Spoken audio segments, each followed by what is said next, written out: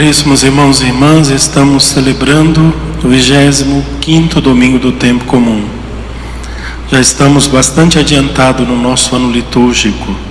O ano litúrgico tem 34 semanas, portanto faltam aí 9 semanas para a gente, 8 semanas para terminar o ano.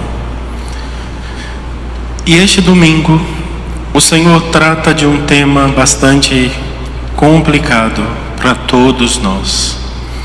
É a questão do dinheiro. Como nós nos relacionamos com o dinheiro, com os bens materiais. Na verdade é assim, quando Jesus ele começa o seu ministério, ele reúne o grupo dos discípulos, os vários discípulos de Jesus. Depois ele seleciona deste grande grupo de discípulos um grupinho mais restrito que ele chama de apóstolos. Os apóstolos eles são mais do que embaixadores, eles são in persona Christi, é a própria pessoa do Cristo que vai lá fazer as coisas que o próprio Jesus fazia. São chamados de apóstolos. A estes apóstolos e a todos os discípulos ele tinha que ensinar grandes valores. E ele foi ensinando o valor da amizade, o valor da obediência, o valor do desapego, o valor da caridade. Todas as coisas ele vai ensinando. E este daqui é um dos valores que ele precisa ensinar aos seus apóstolos. É a forma como ele deve se relacionar com o dinheiro. Então nós temos aqui a primeira leitura da profecia de Amós, que na verdade chama a atenção do povo de Deus, dizendo assim: vocês falam que vocês amam a Deus, mas na verdade vocês não amam a Deus coisa nenhuma. Vocês amam o dinheiro. Hoje ele fala da má administração, no sentido de que eles adulteravam os pesos no mercado, vendiam mercadoria com preço exorbitante, eram desonestos nas suas relações de compra e venda.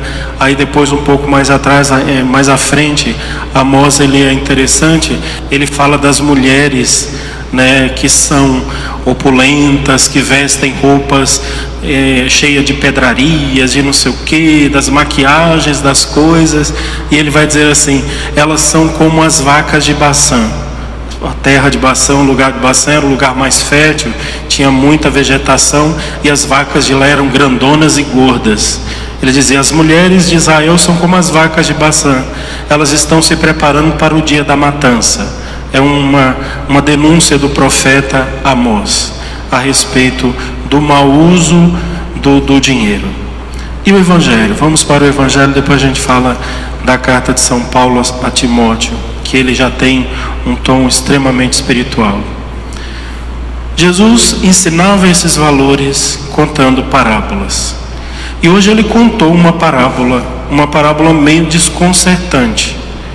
Ele disse: um homem rico tinha um administrador, e era um administrador mau, infiel. Certamente ele havia roubado muito do seu patrão, e justamente porque ele estava roubando, ele era infiel, ele era injusto, foi que o patrão despediu ele. Ele diz: olha, presta conta da sua administração, eu não quero mais você cuidando das minhas coisas. E é claro que na época de Jesus, a parábola Jesus ele leva em consideração tudo isso. Na época de Jesus não existia seguro-desemprego, não existia ajuda do governo, não existia nada disso, Você foi mandado embora, se vira, Não tem aposentadoria, não tem nada disso. Você come aquilo que você faz, produz. O que você não produz já era. Se você é idoso e não tem filho e não tem quem cuide de você, você vai ter que depender da caridade dos outros. Se alguém quiser te dar comida, bem, senão você vai morrer de fome, ponto e acabou. E não tem asilo, não tem nada disso não. Então é uma sociedade bem complicada, bem difícil. Jesus aproveita essa situação da sociedade para criar as suas parábolas.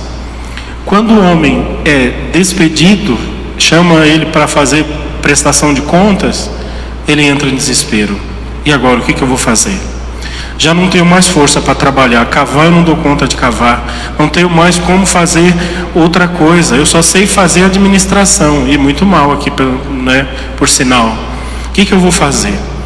Ele chamou as pessoas que deviam ser o patrão e adulterou a caderneta deles que marcava ali o fiado, né? Adulterou. Quanto você deve, meu patrão? 100 barris? Tá, coloca 50 e paga os 50. E assim ele foi fazendo. E no final, Jesus faz um elogio a este administrador desonesto, dizendo: vejam como ele foi esperto.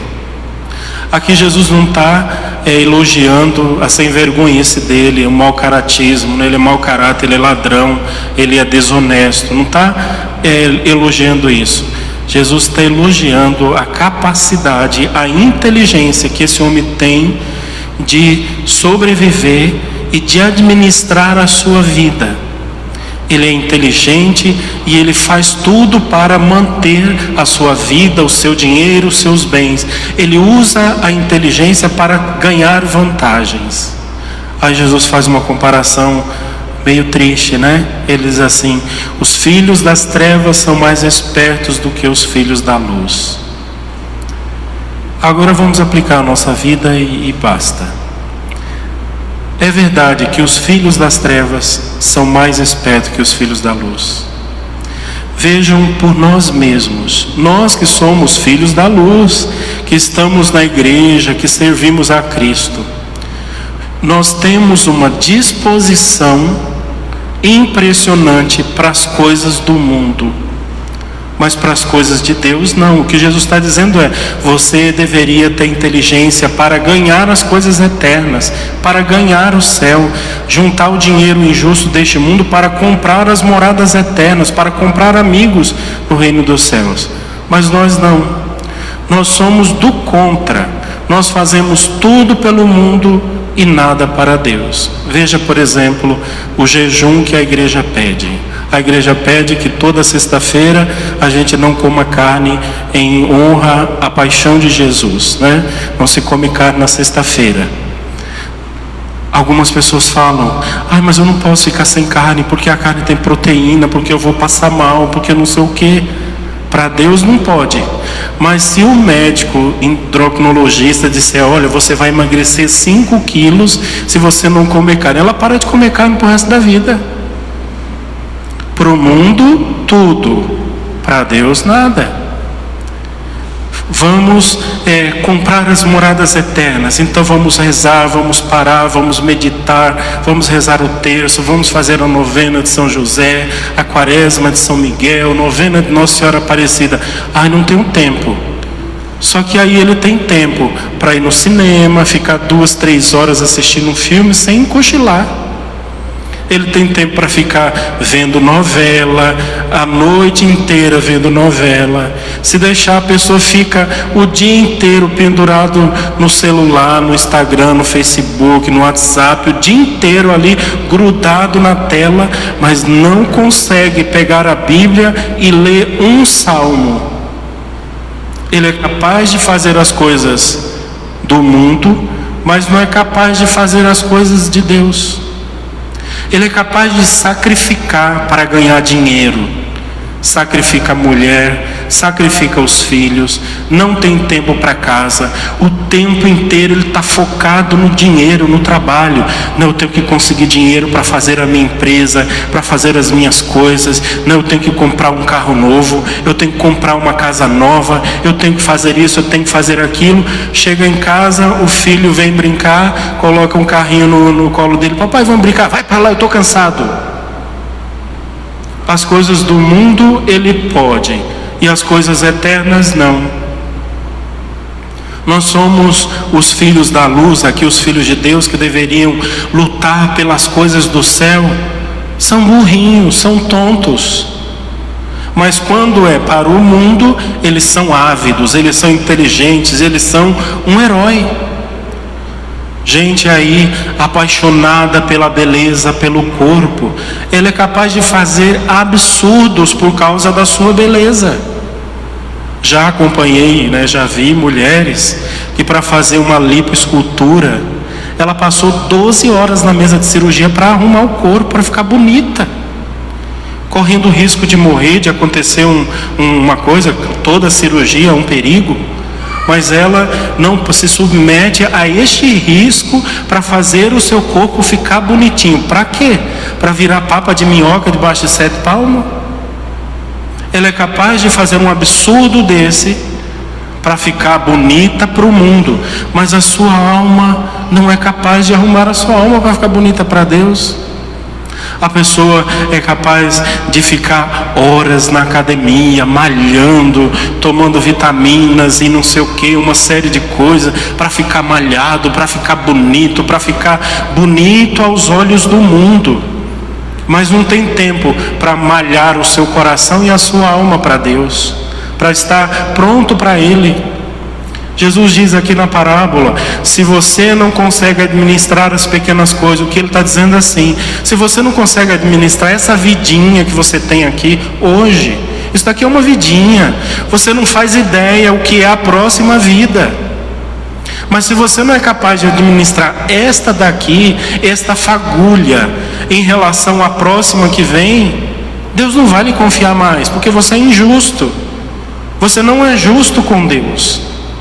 O que é cumprir a justiça para Deus? É você viver para Deus, porque você nasceu para Deus. A sua alma foi feita para Ele, a sua felicidade está escondida nele, a sua vida verdadeira é Deus, e você tem que passar a sua vida inteira procurando Deus. É claro que neste tempo que nós estamos aqui, nós temos que administrar também esta vida. É claro que a gente tem que fazer um regimezinho para não ficar, a gente tem que fazer exercícios físicos, a gente tem que estudar, tem que trabalhar, tem que conseguir o pão de cada dia, tem que fazer tudo isso, todas essas coisas você tem que fazer, cuidar da sua saúde, cuidar de todas as coisas, mas não pode se esquecer das coisas eternas, não pode se esquecer da vida futura. E os santos, eles fizeram exatamente isso. Eles entenderam Deus como um valor tão precioso, que chegaram até a se desfazer dessa vida, como São Paulo mesmo que escreve dizendo assim: por causa de Cristo eu considero todas as coisas em conta de lixo. Tudo é lixo, porque o valor é Ele, o tesouro é Ele. A Ele eu devo todas as coisas, a Ele eu devo tudo. Ele é a felicidade da minha alma, da minha vida. São Francisco de Assis entendeu muito bem esta parábola aqui do homem administrador que administra as coisas eternas ao invés de ficar cuidando das coisas mundanas, que ele abandonou tudo. Não, já que é assim, o valor verdadeiro é o céu, então eu não quero saber mais de nada nessa terra. Não quero a fortuna do meu pai, não quero dinheiro, não quero casa, não quero nada. Eu vou viver neste mundo esperando a eternidade. E entrou isso tão de cabeça e foi tão radical nisso que ele mudou a história do mundo. A história da igreja foi mudada por causa da forma de ver o mundo como São Francisco de Assis. E entrou com toda a alma, com todo o seu coração, levando em consideração todos os valores que Jesus ensinou, que ele, além de não se preocupar com o dinheiro, vivia de esmola, ia de casa em casa: irmão, me dá um pão para comer que hoje eu estou com fome. Era assim que São Francisco vivia. Mas daqui a pouco tinha milhares de pessoas em Assis vivendo do mesmo jeito que Francisco, de tanto que ele entendeu este valor. Depois ele começa a fazer a caridade, vai ajudar os leprosos, se torna leproso também e morreu sendo comido pela lepra. Quando São Francisco de Assis morreu, ele não tinha mais os olhos, já tinha sido cauterizado os olhos de Francisco, não tinha mais os dedos dos pés, dedos das mãos, já tinha sido comido totalmente pela lepra, e ainda bastante jovem. Mas ele fez todo esse sacrifício humano, porque ele acreditava na vida eterna e buscava o céu. Agora, se a gente não acredita no céu, aí é outros 500, Se você não acredita que não tem vida após a morte, se você não acredita que tem Deus que te espera, que tem o céu que te espera, a Virgem Maria que te espera, que tem uma outra vida infinitamente maior e superior a essa, se você não acredita nisso, aí fazer o quê? Paciência. Aí faça o que você quiser da sua vida e seja feliz do jeito que você conseguir. Mas o que Jesus nos diz hoje é: busque as coisas eternas. Porque se você não focar em Deus, você vai acabar se tornando um idólatra. O que é um idólatra? O idólatra é aquele que coloca a esperança de felicidade em coisas passageiras. Ele coloca a felicidade no seu próprio corpo. O seu corpo é um ídolo. Ele coloca a sua felicidade no dinheiro. O seu dinheiro é um ídolo. Ele coloca sua felicidade na sua capacidade. Então a sua inteligência, a sua forma de pensar, o seu poder é um ídolo. Ele coloca a sua esperança de felicidade aonde a felicidade não pode ser encontrada. Ela só pode ser encontrada em Deus. O elogio que Jesus faz a este administrador não é porque ele é desonesto, sem vergonha, roubando do patrão, roubando de todo mundo, ele quer se dar bem. O elogio dele é: vejam como este homem é esperto. Ele tem um objetivo e ele faz de tudo para conseguir esse objetivo. Os cristãos deveriam ser assim também. Eles têm o céu como meta e eles são capazes de fazer qualquer sacrifício nessa terra para conseguir o céu como meta. Este é o valor que temos que aprender. Porque se não conseguimos administrar esta nossa vida tão ínfima, tão pequena, tão insignificante, como é que ganharemos os reinos eternos? Como é que administraremos a mansão de Deus, se não somos capazes de administrar esta vidinha que daqui a pouco passa? Que Deus nos dê a clareza do que é importante. O importante é o céu. O resto é resto.